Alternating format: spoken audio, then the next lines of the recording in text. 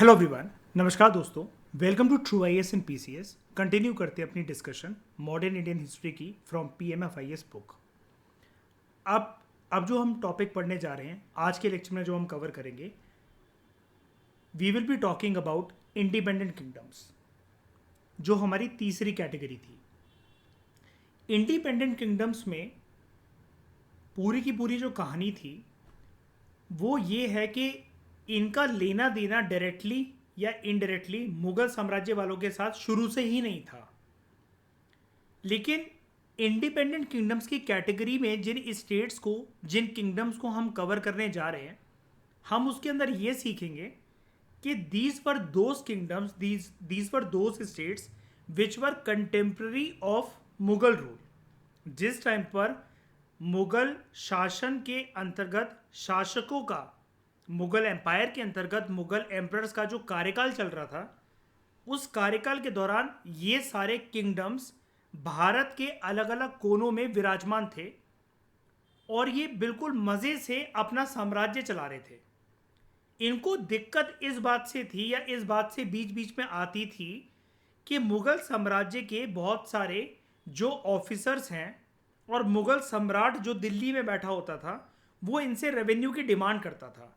उनकी फोर्सेस औरंगजेब के टाइम तक बहुत मजबूत थी, तो इनको डर ये भी लगता था कि कल को अगर युद्ध हो गया तो रणभूमि के अंदर ये परास्त होंगे, इनको धूल चाटनी पड़ेगी अगर कल को युद्ध हो गया। तो ये सिर्फ एक मौके की तलाश में थे। ना ही इन्होंने बगावत करी, ना ही इन्होंने शुरू से कोई अच्छे रिश्ते बरकरार करके रखे। सक्सेसर स्टेट्स की कैटेगरी में जो मैंने आपको बताया था इस चैप्टर के अंदर, एक सेकंड पहले हम वो फोटो निकालते हैं जो इस चैप्टर की स्टार्टिंग में दे रखी है। सक्सेसर स्टेट्स की कैटेगरी के अंदर हमने ये देखा था कि ये वो स्टेट्स थी जिनके रिश्ते बहुत अच्छे थे मुगल एम्पायर और मुगल एम्परर्स के साथ। ये थी सक्सेसर स्टेट्स। ये भले ही मुगल एम्पायर से अलग हो गई थी, ये बेसिकली नोबल्स थे जिन्होंने ये देखा जो मुगल सम्राट हैं, जो मुगल एम्परर्स हैं, उनका कोई ज़्यादा इंटरेस्ट रह नहीं गया है मुगल एम्पायर को चलाने में।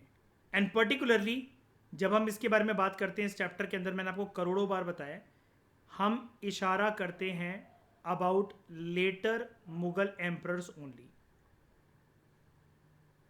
शराब और शबाब में डूबे रहते थे।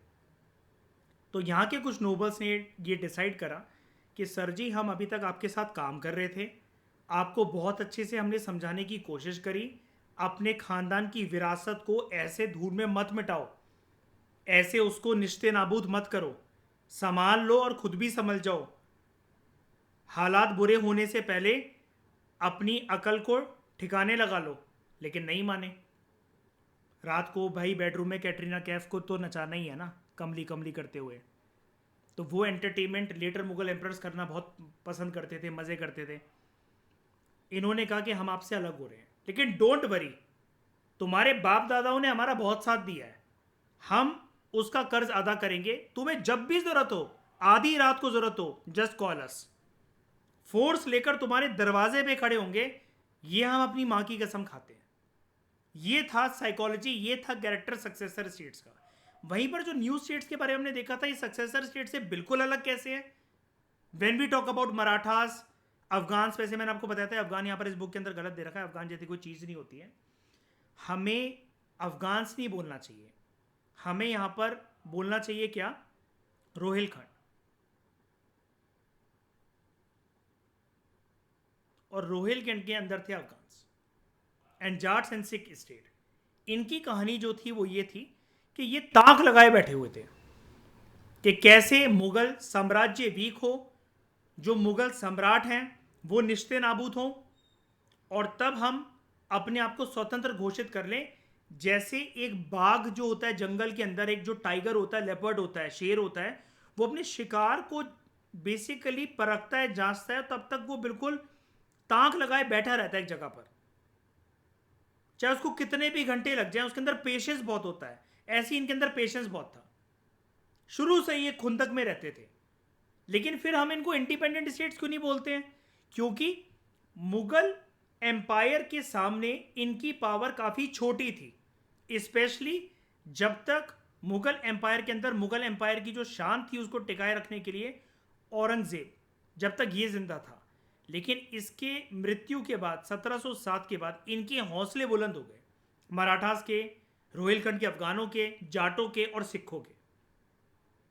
वहीं पर जब हम इंडिपेंडेंट स्टेट्स के बारे में दोस्तों बात करते हैं तो इंडिपेंडेंट स्टेट्स में when we talk about Mysore kingdom, Kerala kingdom and Rajput states, ये ऐसे थे कि इनके रिश्ते ना ही ऐसे थे कि भाई आधी रात को हम आपके लिए खड़े हो जाएंगे। इनको जी हुजूरी करने की कोई आदत नहीं थी। ये कहते थे भाई आप अलग हम अलग, आप अपनी गंदी परछाई हमारे राज्य पे मत डालना, हमसे रेवेन्यू मत मांगो। लेकिन मुगल एम्पायर की तिजोरी जो थी, जो उनका राजकोषी का जो धन होता था, जब वो राजकोष कम होने लग जाता था, कमजोर होने लग जाता था, धन कम होने लग गया, तो फिर ऑफिसर्स को यहां भेजा जाता था, जाओ इनके साथ युद्ध लड़ो, इनसे भिड़ो, रेवेन्यू प्राप्त करो, इनके लैंड पे कब्जा करो, इनकी बीवियों को उठाकर लाओ, बेटियों को उठाकर लेकर आओ। तो ये लड़ने की कोशिश करते थे, अपनी शानो शौकत को बचाकर रखने की कोशिश करते थे, अपने वर्चस्व को कायम रखने की कोशिश करते थे। लेकिन ये ना तो इनके अंदर ना तो कोई ऐसी चाहत थी कि बगावत करनी है। बगावत तो तब करते, बगावत तो वो करता है इंसान जो कि जुड़ा रहता है किसी के साथ। ये जुड़े तो पहले ही किसी के साथ नहीं थे, मुगल एम्पायर के साथ बिल्कुल भी नहीं जुड़े हुए थे। और आगे चलकर ये फिर पूरी तरीके से अपने आप को इंडिपेंडेंट बनाने के लिए मुशक्कत करते हैं। तो इसके कॉन्टेक्स्ट में हम जो पहली कहानी देखने जा रहे हैं वो देखने जा रहे हैं मैसूर किंगडम की। और उससे पहले हम कुछ बेसिक इंट्रोडक्शन के बारे में भी जानते हैं। इंडिपेंडेंट किंगडम्स एक थर्ड टाइप की स्टेट हुआ करती थी। इनको इंडिपेंडेंट इसलिए बोला जाता है, ये अलग नहीं हुई थी मुगल साम्राज्य के साथ, क्योंकि उनके साथ ये कभी जुड़ी ही नहीं हुई थी ये स्टेट्स, ये किंगडम्स। ना ही इन्होंने किसी प्रकार की मुगल साम्राज्य के साथ, मुगल सम्राटों के साथ कोई बगावत करी थी। दिल्ली के विरुद्ध ये जो स्टेट्स थी ये कभी भी खड़ी नहीं हुई। They never rose and revolted against Delhi. ये स्टेट्स इमर्ज हुए बाय टेकिंग एडवांटेज, किस चीज का फायदा उठाते हुए, जो इंपीरियल कंट्रोल, जो सेंट्रलाइज कंट्रोल जो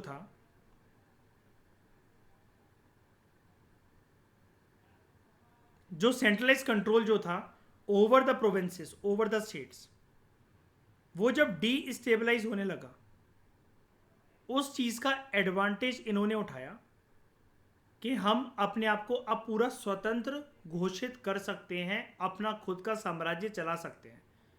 अब आपके दिमाग में क्वेश्चन ये आया होगा कि सर आप जब दोनों तरह की बातें हमें समझा रहे हो, ना तो इनका ब्रेकअप हुआ मुगल एम्पायर के साथ, ना ही इन्होंने किसी प्रकार की बगावत करी, तो ये दोनों पॉइंट्स अपने आप में काफ़ी नहीं है क्या जस्टिफाई करने के लिए इस चीज़ को कि हम इनको ये कह दें ये states like Mysore, Rajput states and Kerala ये शुरू से इंडिपेंडेंट थे? नहीं थे दोस्तों। इसका आंसर है no, they were not independent. शुरू से नहीं थे। क्यों नहीं थे?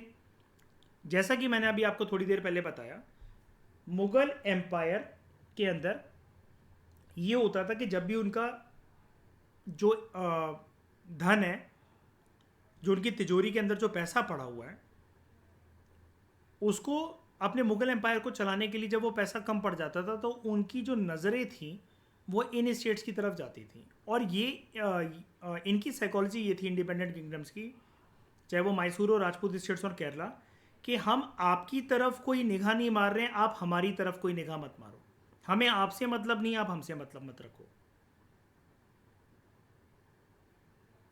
तो इसके अंतर्गत हमें 3 स्टेट्स बेसिकली देखने को मिलती हैं। एक आपका मैसूर, दूसरा राजपूत स्टेट्स और तीसरा केरला। राजपूत स्टेट्स की भी वैसे एक अपने आप में ये कहानी है। मुगल एम्पायर और मुगल एम्परर्स जो थे वो बेवकूफ़ थे। बहुत ज़्यादा बड़े बेवकूफ़ थे। राजपूत स्टेट्स कभी अपने आप को इंडिपेंडेंट घोषित करते ही नहीं, क्योंकि राजपूत के साथ जो मुगल एम्पायर के शुरू से ही जो टाइज थे, जो रिलेशंस थे, वो तो बहुत अच्छे थे।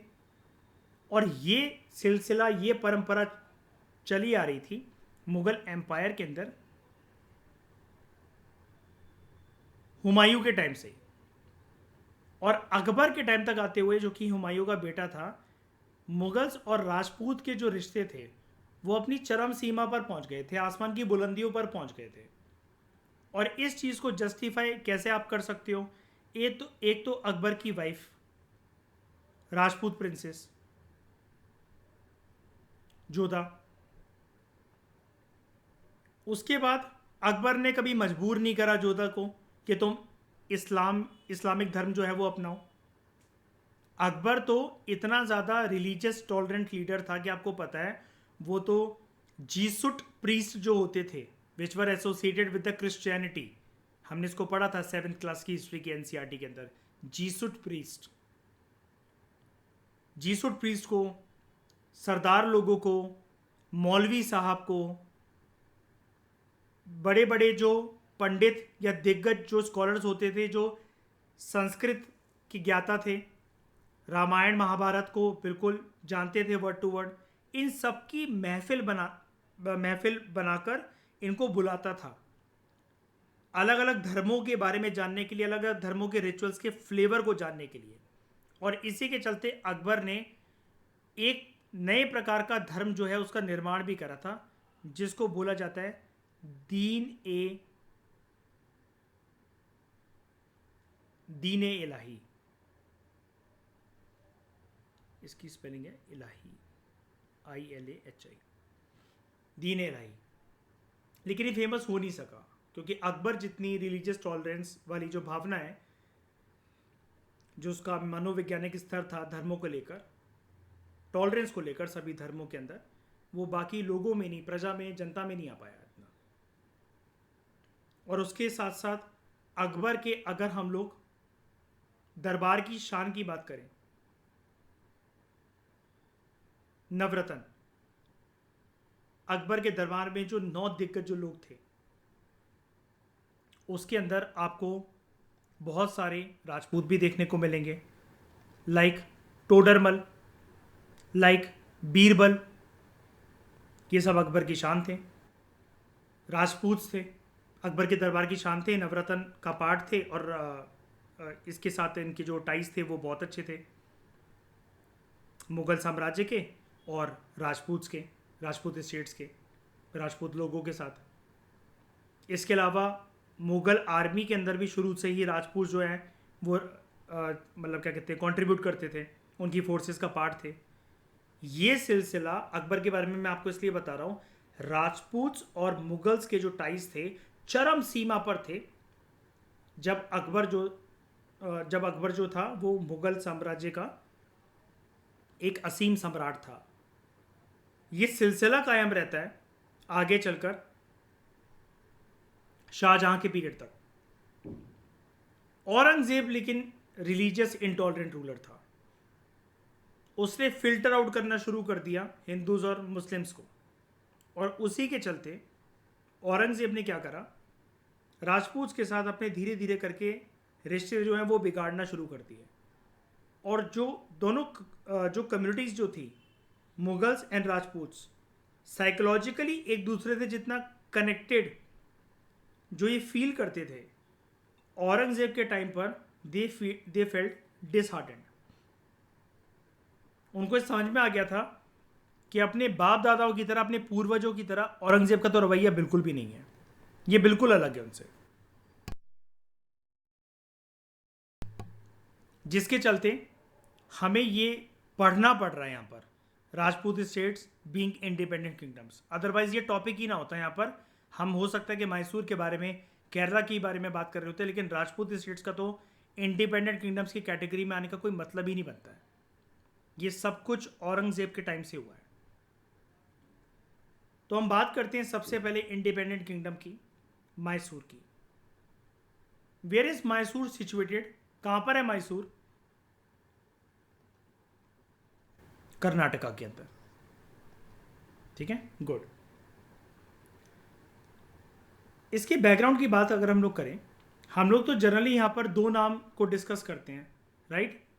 एक हैदर अली और उसका बेटा टीपू सुल्तान। जनरली हम इन्हीं दोनों को डिस्कस करते हैं, टीपू सुल्तान का फादर हैदर अली और हैदर अली का बेटा टीपू सुल्तान। लेकिन इसका बैकग्राउंड अगर हम जाने तो 1399 की बात है। मैसूर किंगडम को फाउंड करा गया था बाय यदुराय वोदियार, और इसी के साथ आप कह सकते हो कि वोदिया डायनेस्टी की भी शुरुआत हुई थी मैसूर को अपना तख्त बनाते हुए। लेकिन वोदियार से भी पहले अगर हम बात करें इस कर्नाटका रीजन के अंदर हमें किसका रूल देखने को मिलता था, तो ये चीज़ मैंने आपको बहुत ज़्यादा कॉम्प्रिहेंसिव तरीके से कवर करवाई थी इन मेडिवल इंडियन हिस्ट्री, और वो मैंने आपको दो जगह से पढ़ाया था। क्लास 12th की जो हिस्ट्री की एनसीईआरटी है, वहाँ 3 एनसीईआरटी होती हैं। थीम 1 जिसमें प्राचीन भारत का इतिहास गिवन होता है, ancient Indian history. Theme 2 which talks about मध्यकालीन Bharat, medieval Indian history. And theme 3 which talks about आधुनिक भारत, मॉडर्न इंडियन हिस्ट्री। तो थीम 2 की जो बुक है उसके अंदर हमने एक डेडिकेटेड चैप्टर देखा था विजयनगर एम्पायर का, जिसके अंदर मैंने आप लोगों को फोटो भी दिखाई थी कल्याण मंडप की, जिसके बारे में यूपीएससी ने प्रीलिम्स में डायरेक्टली क्वेश्चन पूछा था साल 2019 के प्रीलिम्स में कि कल्याण मंडप कहाँ देखने को मिलता है। एंड बच्चे वर कंफ्यूज कि ये क्वेश्चन आया कहाँ से। ये क्वेश्चन क्लास 12th की थीम 2 की जो एनसीईआरटी है उसके अंदर जो चैप्टर है विजयनगर एम्पायर, वहाँ एक फोटो गिवन है और फोटो के नीचे लिखा हुआ है कि कल्याण मंडप के अंदर इस तरह के स्टोन पिलर्स बनाए जाते थे अंडर विजयनगर एम्पायर।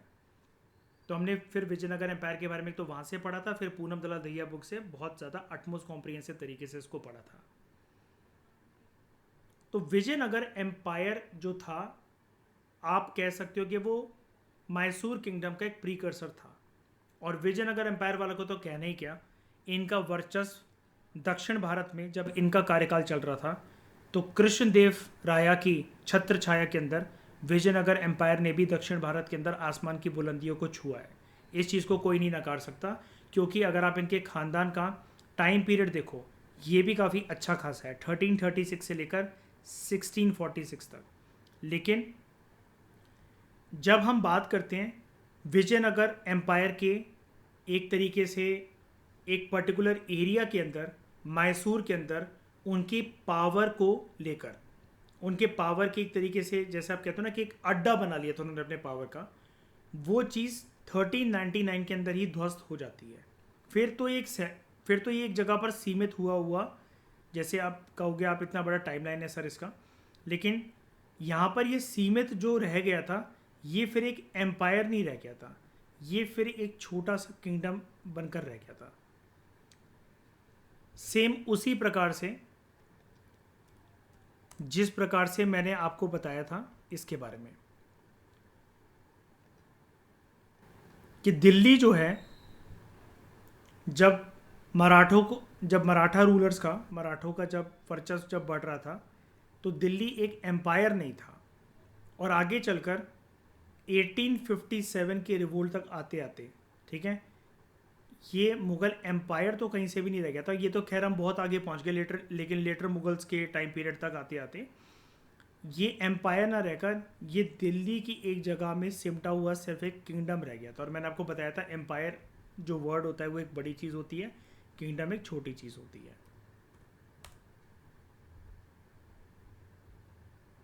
ठीक है, तो ये है इसका एक छोटा सा बैकग्राउंड कि सबसे पहले यहाँ पर हमें देखने को मिलता है, अगर हम कुछ पावरफुल चीज़ों के बारे में बात करें तो it was Vijayanagara empire which dominated the geography and frontiers of Mysore in Karnataka. उसके बाद जैसे ही विजयनगर एम्पायर की पावर ध्वस्त होने लगी तो फिर मैसूर किंगडम जो था वो पावर में आता है।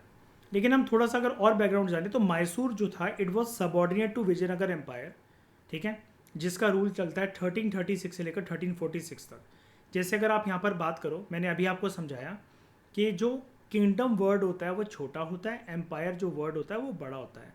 मैसूर किंगडम को as a Mysore dynasty found करा गया था इस बंदे के द्वारा जिसका नाम यदुराय वोदियार। लेकिन इसका मतलब ये नहीं है राइटर आपको यहाँ पर ये नहीं बता रहे हैं कि मैसूर की धरती पर इसका वर्चस्व जो है वो पूरी तरीके से छा गया था। विजयनगर एम्पायर का सिलसिला 1336 से लेकर 1646 तक कायम रहता है, ठीक है, लेकिन after that it was reduce to a status of kingdom only, not empire, ठीक है। और 1612 से 1613 तक जो वोदियार जो थे उन्होंने इंडिपेंडेंस प्राप्त कर ली थी फ्रॉम विजयनगर एम्पायर। और विजयनगर एम्पायर की हार की अगर हम लोग बात करें, that battle is very important. अगर आपने विजयनगर एम्पायर के बारे में पढ़ा हुआ है, जिसको हम दो नामों से बुलाते हैं, हमने क्लास 12th में और पूनम दला दहिया की बुक में उसको कवर करा था। विजयनगर एम्पायर जो हारा था या इसकी जो पावर ध्वस्त हुई थी, निश्ते नाबूद हुई थी, उस बैटल को हम कहते हैं बैटल ऑफ तलीकोटा, और इसी का दूसरा नाम है बैटल ऑफ राक्षसी तंगड़ी। आई नो थोड़ा सा नाम आपको अटपटा लग सकता है, लेकिन ये दोनों नाम इंपॉर्टेंट हैं और ये एक ही बैटल को डिनोट करता है। चाहे आप इसको बैटल ऑफ तलीकोटा कह लो, बैटल ऑफ तलीकोटा, या बैटल ऑफ राक्षसी तंगड़ी। उसके बाद विजयनगर एम्पायर की जो पावर है वो अपने डिक्लाइनिंग ट्रेंड पर आ गई थी, ठीक है। और ये सारी चीज़ें आप लोगों के लिए नई नहीं है। अगर आप सिर्फ इसी लेक्चर को देख रहे हो, इसी बुक के लेक्चर्स को देख रहे हो, तो हो सकता है, तो मैं मान सकता हूँ कि आपके लिए नहीं है। लेकिन इसको हम अपने फाउंडेशन कोर्स के अंदर, और 2022 से जो हम फाउंडेशन कोर्स चला रहे हैं उसके अंदर हम बहुत साल पहले, 2-3 साल पहले इन सब चीज़ों को कवर कर चुके हैं। ये सारे फैक्ट्स बच्चों वाले हैं, ठीक है। ये रिवीजन करते करते ये सारी चीज़ें आपको याद हो जाएंगी। ये कोई याद करना कोई बड़ी बात नहीं है, ठीक है।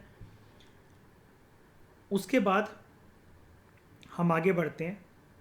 अगर हम एक पर्सन के बारे में बात करें, चिक्का कृष्ण राजा वोदियार II, इसने मैसूर को रूल करा और मैसूर को आसमान की बुलंदियों पर पहुंचाने का काम करा फ्रॉम 1734 टू 1766, ठीक है। लेकिन उस टाइम पर क्या था, he was reduce to a mere puppet by his ministers. राजा था ये, देखो यहां पर लिखा हुआ है ही वॉज अ मोनार्क, ठीक है। लेकिन इसके दो मंत्री थे, एक का नाम था नंजराज, दूसरे का नाम था देवराज। इन्होंने इससे पावर सीज कर ली थी, पावर ग्रैब कर ली थी। और 1761 के अंदर हैदर अली ने इन दोनों मिनिस्टर्स को हरा दिया था, इनको रिमूव कर दिया था, इनके पावर के इन्फ्लुएंस को ख़त्म कर दिया था, स्पेशली नंजराज को। और तब हैदर अली ने अपनी अथॉरिटी, अपना वर्चस्व दिखाया ओवर मैसूर स्टेट, और ये अनडिफिटेबल, अनचैलेंजेबल रूलर बन गया यहाँ का मैसूर स्टेट का। अगर एक स्पेशलाइज फैक्ट की अगर हम दोस्तों बात करें, चिक्का कृष्णराज वोदियार II ये एक मोनार्क था, और पूरे कार्यकाल तक, जब तक मैसूर स्टेट चलता रहा, तब तक ये मोनार्क ही रहा था, जब तक ये जिंदा था।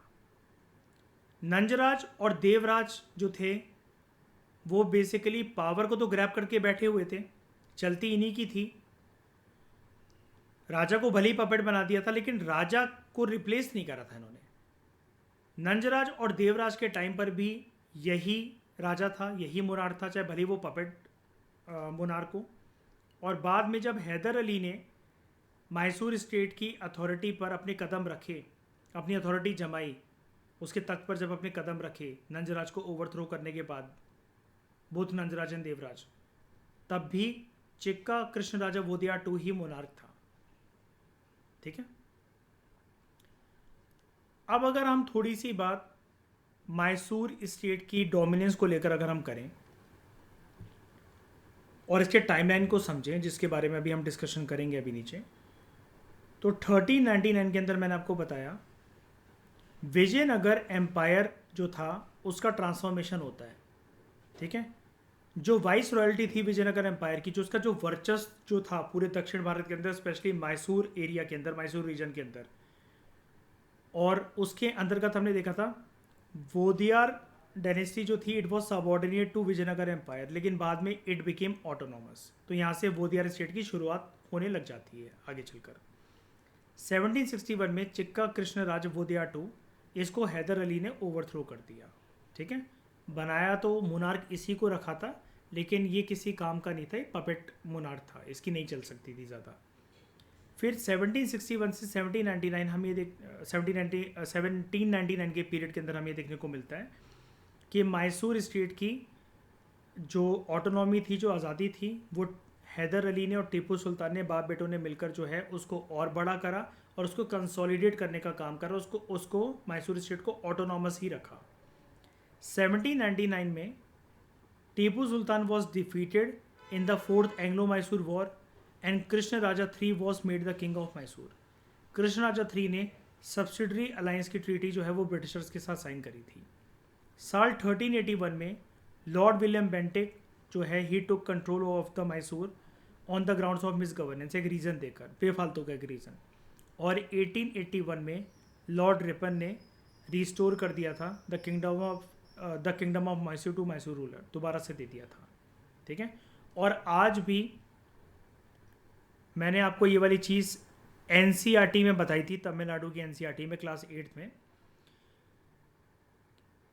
मैंने आपको ये बताया था कि आज भी मैसूर के अंदर जो है ये जो राजाओं की जो परंपरा है, हालांकि अब तो हम डेमोक्रेटिक देश के अंदर रह रहे हैं, लेकिन कुछ कुछ फैमिलीज़ के अंदर ना कुछ ट्रेडिशंस होते हैं कि राजाओं की परंपरा वगैरह जो है वो चलती चली आती है। अदरवाइज़ इनकी फैमिलीज़ के अंदर जो राजा महाराजाओं के जो ख़ानदान होता है ना, इनके रॉयल एस्ट्रोलॉजर्स ये कहते हैं कि इनके ऊपर वरना ख़ानदानी श्राप लगता है कि फिर इनके ना आगे चलकर वंश को बढ़ाने के लिए कोई बेटा पैदा नहीं होता है, और ऐसा वोदियार्स फैमिली ने भी झेला हुआ है। तो जैसे कि आपने भूल भुलैया मूवी देखी होगी, भूल भुलैया पार्ट 1 की मैं बात कर रहा हूँ, विद्या बालन की बात कर रहा हूँ मैं, और अक्षय कुमार जिसमें था। तो आपने देखा होगा कि जब ये विद्या बालन जो होती है, अवनी नाम होता है इसका, वो अपने हस्बैंड के साथ इंडिया जब आती है तो इसके हस्बैंड का राज्याभिषेक होता है इनके ख़ानदान के अंदर, उसको राजा घोषित करा जाता है, उनकी एक हवेली होती है। सिमिलरली मैसूर किंगडम के अंदर ये जो वोदियार फैमिली है, आज भी इनके अंदर ये परंपरा जो है ये चलती चली आती है। और यहाँ पर कुछ इम्पॉर्टेंट ओकेशंस पर इन्हीं की फैमिली के लोग, रिलीजियस ओकेशंस की मैं बात कर रहा हूँ, इन्हीं की फैमिली के लोगों के अंदर एक परंपरा है कि ये लोग सोने की झाड़ू से सड़कों पर झाड़ू लगाते हैं जब कुछ भगवानों की बेसिकली कुछ सेरिमोनियल ओकेशंस की रथ यात्रा वगैरह निकल रही होती है, अदरवाइज इनको श्राप लगता है। और वोदियार फैमिली अभी बीच में कुछ साल पहले परेशान भी थी कि इनका बेटा नहीं हो रहा था, और मैं इसके बारे में अभी आपको लेटेस्ट पिक्चर दिखाता हूँ। वोदियार्स अब तो ये बिल्कुल ऐसे से लगते हैं, चश्मा वश्मा लगा कर ये रहते हैं। ठीक है, आंखें बेचारों की कमज़ोर हैं, ये देखो इनकी ऐसी सेरेमोनियल ओकेशंस आज तक होती हैं। ये करंट वंश है इनका। ठीक है, और आई थिंक इसी के साथ दिक्कत थी, मैंने कुछ ऐसा द हिंदू न्यूज़पेपर के एडिटोरियल वगैरह में तो कुछ साल पहले पढ़ा था कि बेटा वगैरह नहीं हो रहा था इनके, फिर आगे चल कर उन्होंने पूजा पाठ वगैरह करवाया था, देवी देवता को खुश करा था, फिर he was blessed with a son, वंश को आगे वगैरह बढ़ाने के लिए। अब लेकिन ये लोग ऐसे ऐसे देखते हैं जैसे तारक मेहता का उल्टा चश्मा या मिस्टर बीन का कुछ शो परफॉर्म कर रहे हो। स्मार्टनेस नहीं है इनके अंदर, चश्मा वश्मा लगा कर बैठे हुए काहे के राजा हैं ये। ठीक है,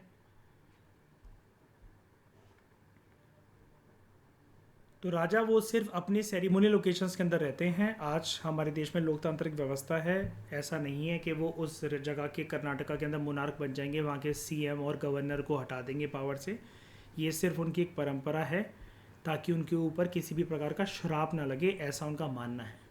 ठीक है, तो ये मैंने आपको इसके रिगार्डिंग कुछ कंटेम्प्रेरी चीज़ें भी बता दी। अब हम बात करते हैं हैदर अली के बारे में।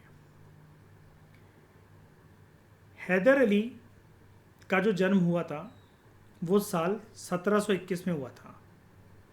उसने अपनी जर्नी जो स्टार्ट करी थी वो स्टार्ट करी थी लाइफ की as junior officer in Mysore.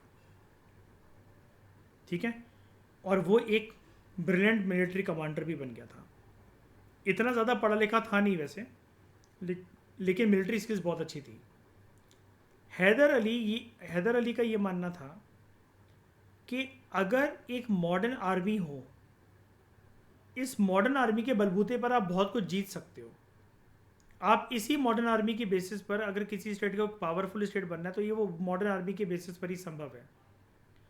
तो फ्रेंच एक्सपर्ट्स की मदद से इसने अपने ट्रूप्स को, अपने सोल्जर्स को ट्रेन करा था अलोंग वेस्टर्न लाइंस, जैसा कि वेस्टर्न कंट्रीज ट्रेन करती थी। या पर्टिकुलरली हम बात करें जैसा कि जो यूरोपियन पावर्स थी, like British east India company, French East India company, Dutch east India company, Portuguese east India company, और भी जो कंट्री जो थी जिनकी ईस्ट इंडिया कंपनी नहीं भी थी, लेकिन वो जो अपने ट्रूप्स को, जैसे सोल्जर्स को ट्रेन करते थे, बिल्कुल सेम उसी पैटर्न पर इसने अपने ट्रूप्स को ट्रेन करवाया with the help of French people, with the help of French trainers.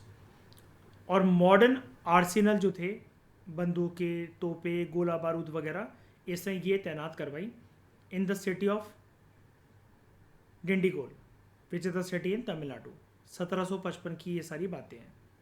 1761 में या 1761 तक आते हुए हैदर अली ने नंजराज को, जो कि मिनिस्टर था, हमने बात करी थी अभी यहाँ पर, ये देखो, नंजराज और देवराज मिनिस्टर थे चिक्का कृष्ण राजा वोदियार टू के, जिसने मैसूर को रूल करा था फ्रॉम 1734 टू 1766। बाद में 1761 के अंदर हैदर अली ने नंजराज को ओवरथ्रो कर दिया था, जिसका बहुत ज़्यादा वर्चस्व था। ये इनफैक्ट इस राजा चिक्का कृष्ण राजा वोदियार टू को भी एक पपेट बनाकर रखता था। यहाँ लिखा हुआ है raja was reduce to a mere puppet by his ministers. और इसने अपनी अपनी अथॉरिटी जो है हैदर अली ने इस्टेब्लिश यहाँ पर कर ली थी। तो सेम फैक्ट आपको यहाँ पर बता रखा है कि बाय 1761 हैदर अली जो है ही हैड ओवरथ्रो नंजराज, जो कि रियल पावर था Nanjaraj behind the Mysore throne. लेकिन इसको हराने के बाद अब हैदर अली मैसूर का अनडिस्प्यूटेड लीडर बन चुका था। हैदर अली के कार्यकाल के बारे में अगर हम बात करें तो इट वॉज फ्रॉम 1761 टू 1782। जीवन के इसके थोड़े से इतिहास को अगर हम पढ़ें तो उसमें हमें ये पता लगता है ये पढ़ा लिखा नहीं था। इनफैक्ट ये इलिटरेट था, अनपढ़ था, लेकिन एडमिनिस्ट्रेटर बहुत कमाल का था। ठीक है, क्योंकि वो इसकी एक स्किल थी जिसको ये किताबों से प्राप्त नहीं कर सकता था। इसके कैरेक्टर, इसके टेम्परामेंट की अगर हम बात करें तो ये एक रिलीजियस टॉलरेंट रूलर था। इसने मैसूर के अंदर पावर को कैप्चर करने के बाद वहाँ पर एडमिनिस्ट्रेशन के मामले में मुगल्स के लाइन पर ही एडमिनिस्ट्रेटिव सिस्टम और रेवेन्यू सिस्टम को डिज़ाइन करा। यानी कि इसका जो पॉलिटिको इकोनॉमिक जो सिस्टम था, it was designed on the pattern of Mughal administration. और जो भी ज़मींदार्स वगैरह बगावत करने की कोशिश करते थे मैसूर स्टेट के अंदर, उनको पॉलीगार्ड्स बोला जाता था। उन ज़मींदार्स को एक स्पेशल नाम दिया जाता था, पॉलीगार्ड्स। उनको कंट्रोल करने की भी कोशिश करी थी हैदर अली ने, और सक्सेसफुली कर भी पाया था।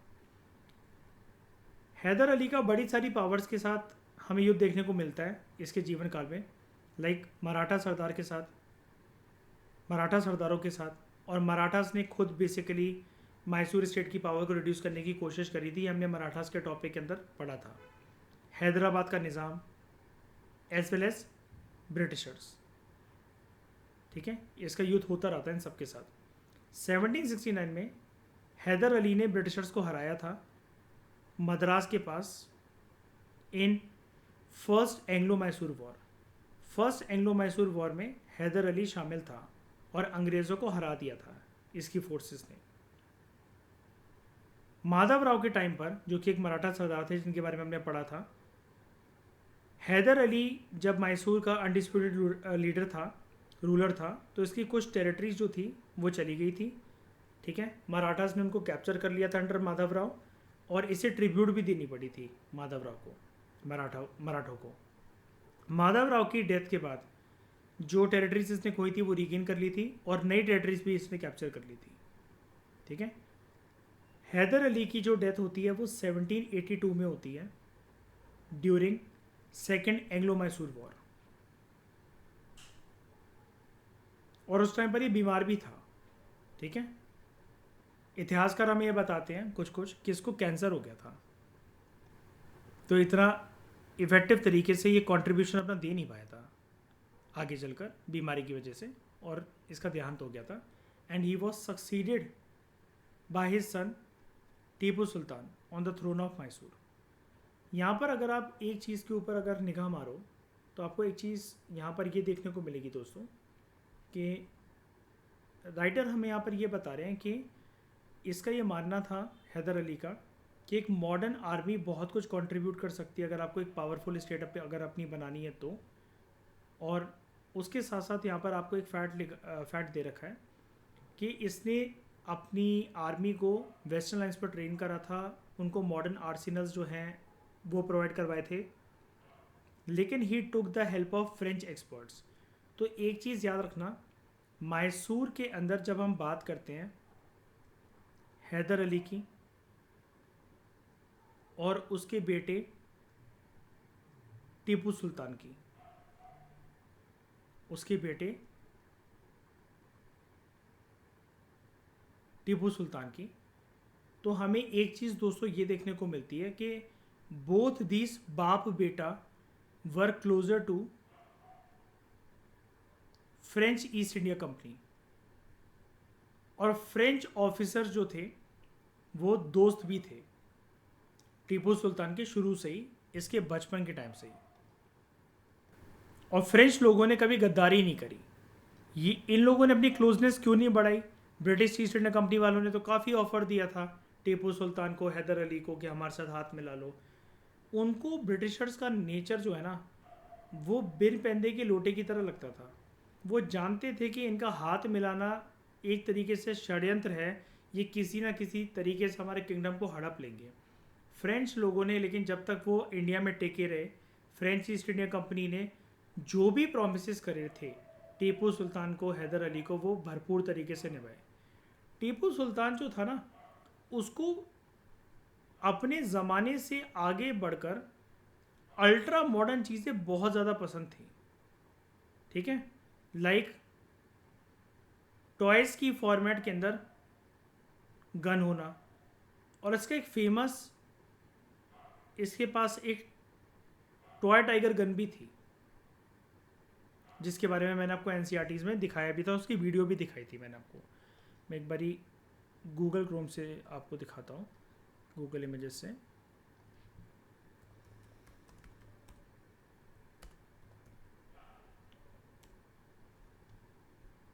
टीपू सुल्तान का टाइगर टॉय, ये फ्रेंच ईस्ट इंडिया कंपनी के ऑफिसर्स जो दोस्त थे टीपू सुल्तान के, उन्होंने गिफ्ट करा था। ये क्या दिखा रहा है यहाँ पर ये टाइगर है, ये बेसिकली गले से चिपका हुआ है, काट रहा है, इसको मार रहा है एक बंदे को। और ये जो ड्रेस है नीचे लेटे हुए पर्सन की, ये ब्रिटिश ईस्ट इंडिया कंपनी का एक ऑफिसर है। तो इस तरीके के मनोरंजन वाले जो खिलौने थे, अल्ट्रा मॉडर्न जो चीज़ें थी, जो बाज़ारों में आज भी देखने को नहीं मिलती, और ये आवाज़ भी करता था। मतलब जैसे इसके अंदर उस टाइम पर कोई बैटरी वगैरह तो डलती नहीं थी उस ज़माने के अंदर।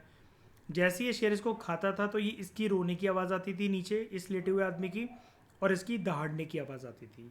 उसकी वीडियो मैंने आपको यूट्यूब पे दिखाई थी जब हम क्लास 8 से तमिलनाडु की बुक से ये कवर कर रहे थे topic, battle of Seringapatam, Anglo Mysore wars वगैरह। वहाँ पर और भी ज़्यादा कॉम्प्रिहेंसिव तरीके से इन्फॉर्मेशन गिवन है, ठीक है।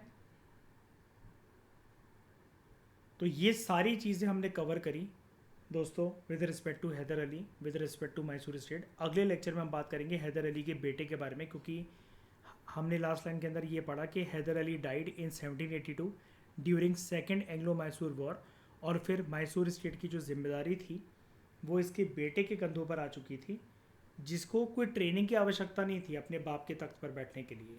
वो उससे भी ज़्यादा एक इफ़ेक्टिव और एफिशिएंट रूलर था। और दोनों बाप बेटों के अंदर, भले ही ये मुसलमान थे दोनों, हैदर अली और टीपू सुल्तान, लेकिन रिलीजियस टॉलरेंस बहुत ज़्यादा थी। एंड टीपू सुल्तान तो और भी ज़्यादा एक ब्रेव वॉरियर था as compare to his father. उसके फादर भी ब्रेव थे, लेकिन उससे भी ज़्यादा ब्रेवरी हमें टीपू सुल्तान के अंदर देखने को मिलती है। उसके कैरेक्टर, उसके टेम्परामेंट से वो चीज़ साफ झलकती है। उन सब बातों के बारे में हम बात करेंगे अगले लेक्चर में। इस डिस्कशन में दोस्तों फिलहाल इतना ही। Thank you very much for discussion.